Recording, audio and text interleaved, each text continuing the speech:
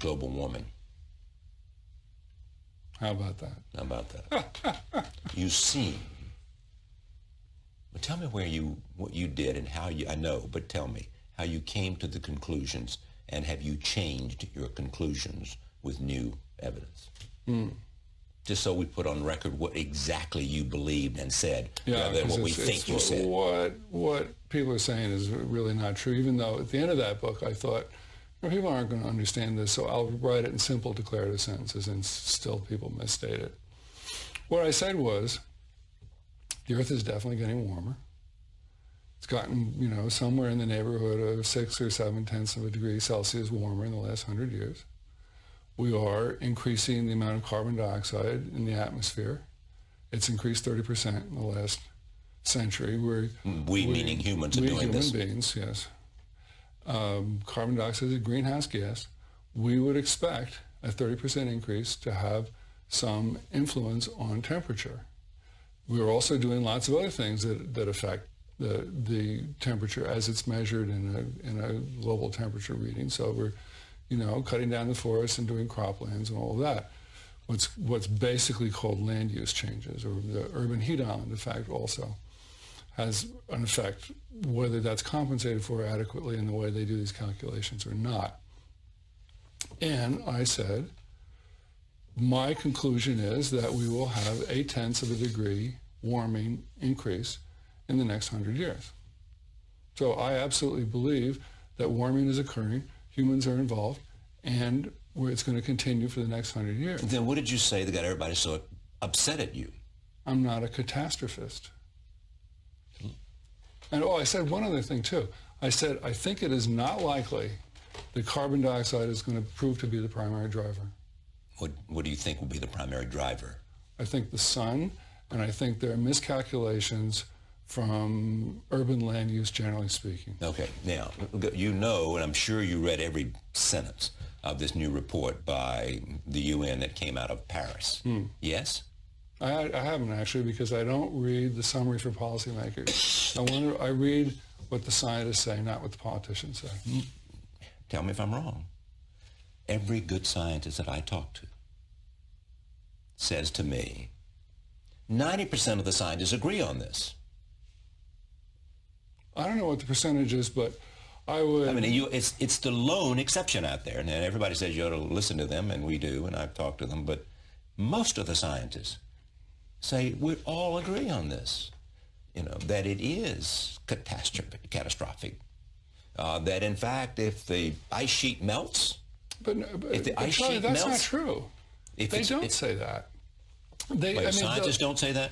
Not everybody. No, I didn't say everybody. I said scientists say to me the majority of us agree with this. We agree that if in fact nothing is done about carbon dioxide in the air, carbon in the air, that in fact you're going to have these incredible things that we can see the beginnings of now, in which the ice sheet melts and it affects the weather and everything else.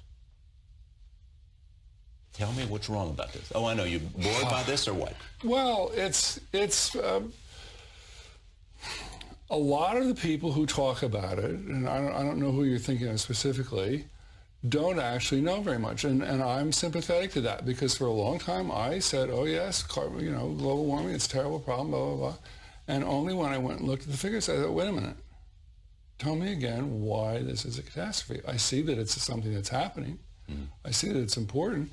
If you talk to Jesse Ausubel at Rockefeller University, he'll tell you we've been decarbonizing since the days of Abraham Lincoln and Queen Elizabeth, and we're going to continue to decarbonize. So whether or not this is going to happen fast enough for some people, it's a long-term 150-year trend. It's going to continue. You can't get agreement on almost anything, as far as I can tell. I mean, you can bring in 5 guys to talk about whether Antarctica, the core of Antarctica, is getting colder or not. Everybody agrees the peninsula, which is 2% of the mass, is getting warmer. And, they'll argue and argue and argue, and you'll come away after an hour saying, I don't know what the answer is, and that's the reality. Nobody really knows that. But what I said in my book, and I defy anybody to tell me I'm wrong, is I said nobody knows how fast it's going to get warmer, and nobody knows for sure what the various contributions of warming are. And I've predicted 0.8 of a degree, and nobody knows that I'm wrong. And nothing has happened since you wrote that book to change your mind about your conclusions. No. And what I do, I went to Germany in 2005, and it was a very hostile environment. And I gave a speech which consisted only of what was then the latest UN document, the third assessment report. And I put these graphs up, and I said to them, look, this is what they're saying. Is this okay with you? The audience got phenomenally silent. Because if you really start to say, okay, how do you validate the models? How is it done? Oh, we do it. There's a personal component of assessment. Well, really? Well, that's not okay for a drug. It's not okay for the maker to self-validate. We don't believe that. We don't think that's acceptable. It has to be done by somebody outside. We're talking about, if you listen to Bjorn Lomborg, $558 trillion globally to make this change. I think it's a good change to make. I think we will make it naturally. I think there's a lot of reasons to make it. I'm in favor of making it. The question is whether we should do it as a crash program for $558 trillion. And the notion of spending that money without really validating the bejesus out of the data is very bizarre to me. I mean, let me put it to you this way. If global warming was a company, you couldn't buy it because they won't let you do due diligence. They won't let you look at the figures. They being? The scientists who do the global mean. Okay, but let me ask this question. Yeah. Do you disagree with the idea that the majority of scientists who are experts in this area have a different conclusion than you? I don't know the answer to that, and I'll tell you why. Hans von Storch does a poll of scientists every few years, and he asked them in 2003, so it's a while ago now, he said, are you totally convinced that human beings are the primary cause of the warming that you see? Are you largely convinced? Are you somewhat convinced? It was one of those five. Right. This came out of the UN report too.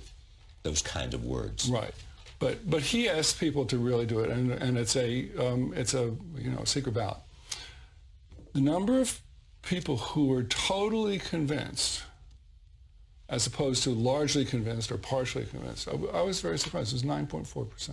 Only 9% of the people are totally convinced. Yeah, under 10. What about what's the next step up then? Totally convinced too. Oh, the majority are believe that this but is not totally convinced, or it's likely but not. Let's move a little bit. What are you going to do about it? The UN people said. I mean, I find it a little bit difficult to have a conversation. I mean, I don't mean to have a conversation with you. I find it easy to have a conversation with you. But to talk when you dismiss the UN people and all that they're getting. These are bureaucrats. I'm interested in what the scientists say. Okay, but that's not true, Michael. They weren't just bureaucrats. Yes, it is. The scientists didn't come and testify. No, scientists weren't involved in the publication of that at all. Scientists had nothing to do with that report. I don't think so. I think so. Really? I do. Maybe only a few heads of the various sections, but the reality is you have to go and look at the scientific basis, that report, which will be 700 odd pages, and if you compare, for example, the 2001 paper, if you compare the summary for policymakers with what is said in the third assessment report, it bears very little relationship. It's far more confident. It has almost no detail about why somebody would say, wait a minute. There are reasons to say, wait a minute. Now, do you have a reason why you think that the perception of this is not as bad as it is? I mean, in other words, you believe it's not as bad as it is.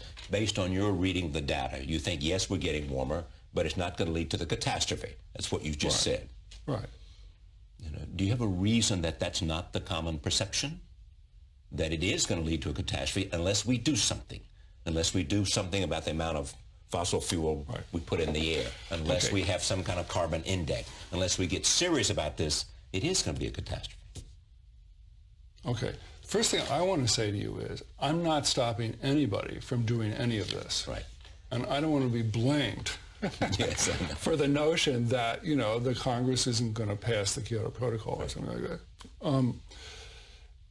But I think the answer is that whenever you have something that's untied to the data, and when you have people adopting essentially philosophical positions, emotional positions, which the environment tremendously invites, how I feel as I walk through the woods and how I feel as I see clear cutting or something like that, very often from people who really don't understand these issues at all, then it's a very easy thing for an attitude to move in the direction of increasing demand or increasing hysteria or increasing concern, whether or not that's appropriate or not. And you can see these movements take over science. When I was a young person, every project, every grant proposal had to be to cure cancer, because it was Lyndon Johnson's war on cancer, and there was no point. I mean, if you wanted to propose something, you had to find a way to say, well, this is going to help cure cancer,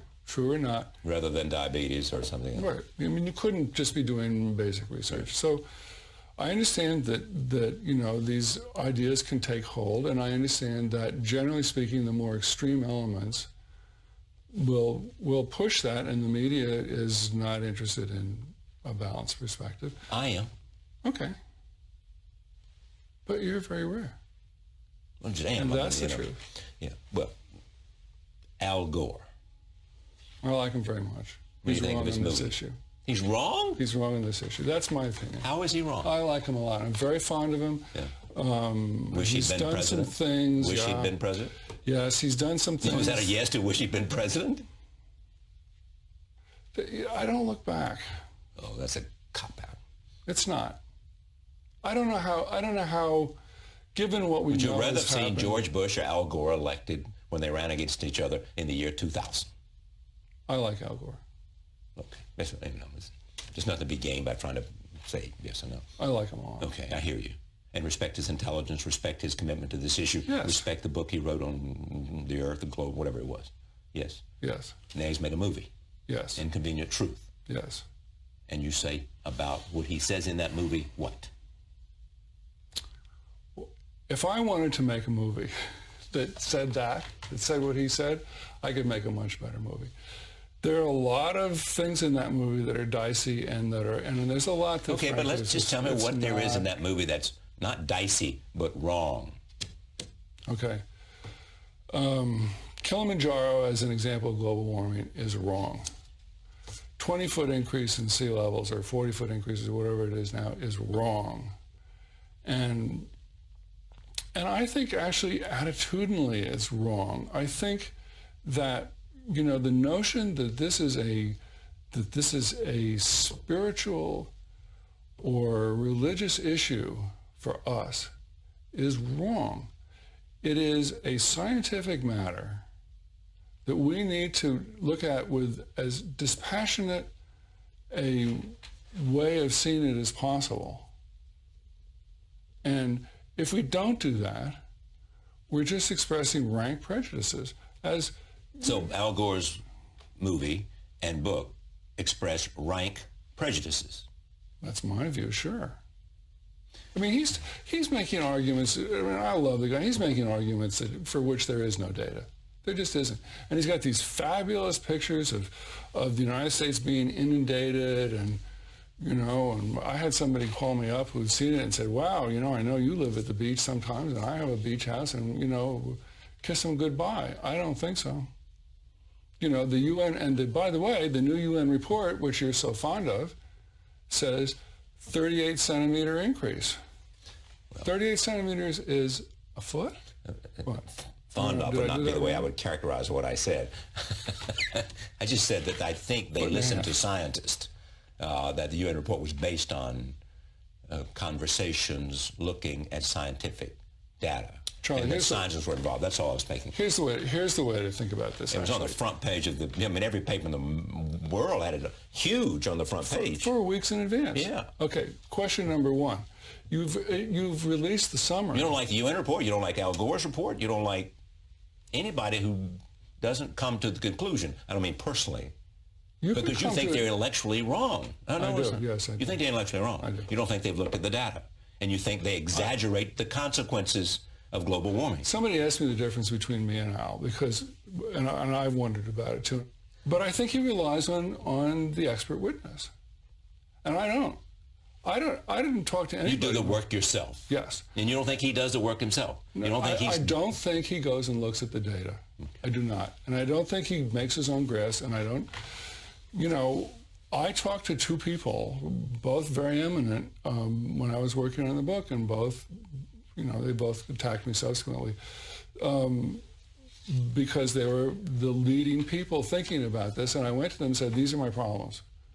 And I didn't get good answers back. But Charlie, the shortest version of this that I have is, I said, okay, we've had half a degree or 0.6 of a degree. It's not a crisis.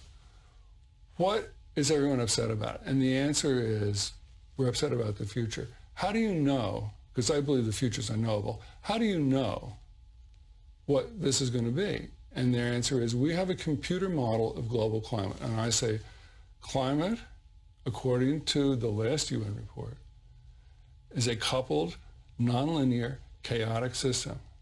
And they say, long-term prediction of climate is not possible. That's what they say. Direct quote. So I'm saying I don't think that a computer model cuts it. I'm not having it. Think about what I've done here in this conversation. I said, tell me exactly what it is you believe and why you believe it, and what do you say to those people who have a different opinion? And you said they haven't looked at the data as well as I have and understand what I'm saying. Most people I know haven't looked at the data at all. Al Gore being an example of that. Well, I don't know whether he has or hasn't, but that's my sense of what he's done. And you think that the reason it's gotten such, it is now, in the opinion of many, has reached a critical mass, this judgment that it's more severe than you think it is because it has a certain why does it have such currency? Well, first of all, people are... What is the way about America works that gives it such it's currency? not America, it's human beings. They line up for the catastrophe. They're ready for it. They're ready for overpopulation. They're ready for resource depletion. They're ready for whatever it is. We're ready for bird flu. It's going to wipe us all out. Bird flu is not a problem either? It's a potential problem. Could be a very serious problem. Yes, I thought so. Yeah. But people they're ready. They're excited. They're excited about mad cow. I think it's far, for example, I've done this as a sort of test. Sit down at a dinner party and you say, the world is coming to an end. We have the most horrible things, and you get immediately the aroused attention of the table. Alternatively, you say, you know what, basically everything's good. The world's getting better. Nobody cares. No, they get angry, or they turn away. It's not what we want to hear. We want to hear disaster. But isn't that true about writing books and also making movies? Yeah. The terrorist threat is crisis. What sells. Crisis. Tension. Drama. Well, that's what you write, is it not? You're saying about it, it's terrible. A man has this rare cancer, and he has a certain kind of mechanism within his cell structure that enables him to combat it, and somebody comes along and owns it. I know, but you don't want to read a story that doesn't have a story. Or that doesn't have life and death. Yeah. Or somebody willing to lose their life. Doesn't have consequences. Or face the consequence of losing their life. Did you have, you know how much I like you. We've had more good conversations here than anybody has. Did you have trepidation about doing this? 'Cause I think you're wrong, but I don't know. So therefore I can't prove it. Yeah, I did. I didn't want trepidation saying, why do I, Michael Crichton, need to go here? Just keep my opinions to myself. I did. I didn't want to write it. I decided I wouldn't write it. I had breakfast with a friend of mine, a scientist who I hadn't seen in 30 years, and I told him my dilemma, and he said, no, you have to write it. I said, I'm going to get killed for this. He said, no, you have to write it. I would like to be able to say that as a result of that conversation, I decided to write it. I didn't. I went home and I thought, you know what, I'm not writing this. Doesn't matter. I'll, as you said, keep my opinion to myself. I started to work on something else, and I felt like a coward. And I thought, what are you going to do?